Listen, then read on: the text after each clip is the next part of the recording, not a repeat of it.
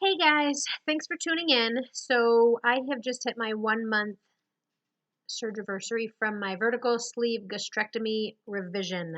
That's such a mouthful, it's hard to say it all.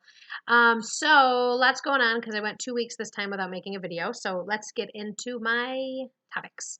So last week when I hit the 4 week mark, it was like I had taken a sudden turn physically and I could eat.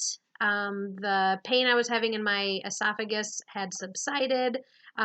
Feeling a lot better physically because last week I talked about, or last video I talked about being in pain.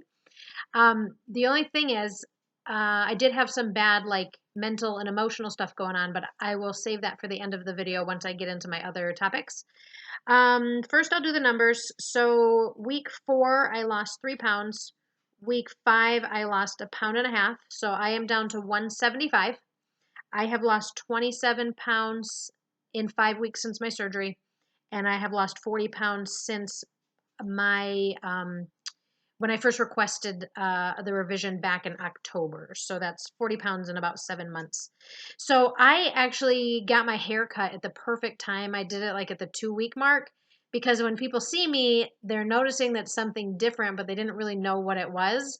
And sometimes I don't like people fawning over me, like, "Oh, you've lost so much weight. What are you doing?" Blah blah blah. I mean, sometimes it's cool, but sometimes it's like, I've done this so many times in my lifetime. I honestly think I've probably lost close to 400 pounds and all the weight that I've gained and lost and gained and lost and gained and lost. So sometimes it's nice that people notice, and sometimes it's nice that they don't notice. So when people see me, they're like, "Oh, you look different. Oh, you got bangs," or "Oh, you lightened your hair." But so this week, they're actually noticing that it is weight loss. So I'm starting to have people say some stuff. Um, One thing about people out in public that maybe I should be happy about, but I'm more bitter, makes me kind of angry, is that people are suddenly so nice when you're thin. They're so much nicer to you, and they smile and they hold the door and they help you with things. For me, it's right around the 180 mark because again, I've lost weight enough times that I have went through this experience more than once. Once I get at 180 or below, all of a sudden people are super nice, both men and women. And it's irritating to me because it's like I'm the same person that I was, the same human being that I was 10 pounds ago, 20 pounds ago, 30 pounds ago, 40 pounds ago, but you didn't look at me like a human back then. So while it's nice, it's also a little bit irritating because I know that they didn't treat me that way a few months ago. Um, I had talked last week about having pain like in my esophagus and that I was upset with the physician's assistant because she kept saying, "Slow down, you're eating too fast, you're drinking too fast." And I knew that wasn't it. So I actually requested that the surgeon called me, and then the surgeon made me mad because he said the same thing. He's like, "Oh, you just got to get used to it. You got to slow down." And I'm like, "This pain is coming when I'm not even eating or drinking. It has nothing to do with it." So what I figured out, both from people's comments and from Googling and just kind of like, kind of figuring out what's really going on, is actually acid reflux was causing that feeling, or I don't know if it's GERD or acid reflux, but that feeling that something stuck in my esophagus. I described it as like a balloon was in there and like it was being blown up, and it hurt so bad. Um, but again, it wasn't necessarily coming after I had eaten or drank, so it was annoying when they kept telling me to slow down when I was barely even getting in 30 ounces of fluid. So right now I'm still not the best at ingesting things. I am at least eating some food. Like I have like a scrambled egg for breakfast. Yesterday I had, I think like a quesadilla for lunch. I couldn't eat the whole thing, but I surprisingly ate most of it.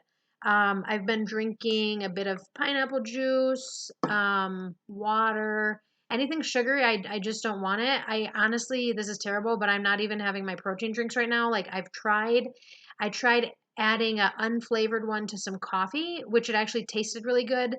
But then later I had, I know dumping syndrome isn't typical with vertical sleeve, but I'm pretty sure I had dumping syndrome. I got really nauseous. I had diarrhea. I was like, I don't know, like needed to like fan myself off. Like my intestines hurt so bad. So I think it was the sugar that was in my coffee. I'm not really sure. I will try that unflavored protein again. But once you have that experience with something, it kind of scares you away from the food and you don't want to do it again. So what else? The only thing that really helps, so I'm not getting that feeling as much in my esophagus, but the only thing that does help a little bit, like I've tried Prilosec, I've tried Tums, and I bought these papaya enzymes. That did offer a little bit of relief, but honestly, once that feeling comes, I just have to ride it out, and it's probably going to be like 4, 5, 6, 7 hours, which totally sucks. It sucks to be in pain like that.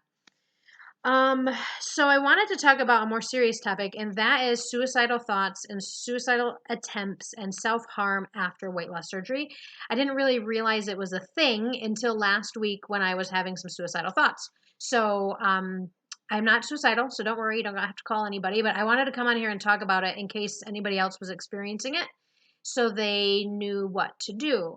So I have anxiety. I've always had anxiety. In the past, I lived like from 0 to 10. My anxiety was like a 6 or 7 every day. Let's say 10 is an actual panic attack. I learned how to get it down to a 2 or a 3. So I just live in the 2 or 3 range. Very rarely I'm a 0. But, that's just some of us are wired differently. So, with my anxiety, I have a tendency to worry about things and my thoughts can become obsessive. So, I drew this little diagram here. I don't have OCD, but if you see, if this is anxiety here and this is OCD over here, some of the symptoms overlap. So, things like worrying, obsessing, ruminating, those kind of go for both. And so, on occasion, I get something that I guess they would call it like a pure O, or like a obsession without the compulsion. And so sometimes there's specific topics that people typically fall into, and one of them is self-harm. And so I, in the past, have had thoughts like if I'm on a balcony, like I have a thought about jumping over, or if I'm in a cliff, I think about jumping over, or like on a bridge, all those type of things. Or doesn't mean I'm going to do it. You guys may have heard people, terrible to joke about this, but like joking that like they're driving their car and they have a sudden urge just to like ram into something off the side of the road. It's kind of like that. So it doesn't mean I'm going to do it. It's just a thought that comes and goes. Unfortunately, last week I got a thought in my head about killing myself and I couldn't get it out for a few hours. I actually ended up taking an anti-anxiety medication to make it go away. I was doing a little bit of research. I talked to my husband.